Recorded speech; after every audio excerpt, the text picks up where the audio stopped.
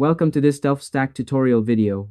In today's video, I'm going to show you how to fix the Call of Duty Black Ops 6 Error 0x1 crash on the Xbox app for PC.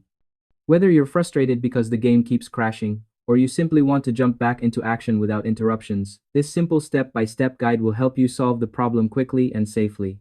First, open your Windows search and type in check for updates, then click on it. Once you're there, scroll down and click on Advanced Options. Make sure the option that says Receive Updates for Microsoft Products is turned on. Then, go back to Windows Update and click Check for Updates to make sure your computer is fully up to date. Keeping Windows updated can prevent many common issues. Next, search for the Xbox app in your Start menu, right-click on it, and select App Settings.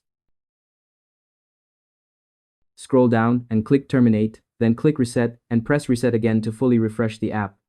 This ensures that any temporary glitches or corrupted files in the Xbox app are cleared out.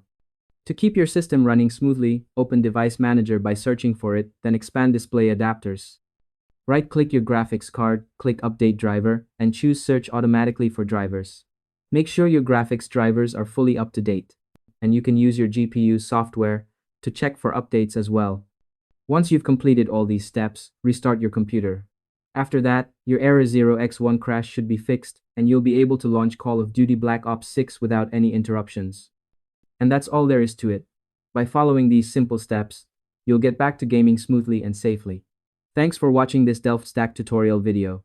If this helped, share it with someone who might be stuck with the same crash. Why not make their day a little easier?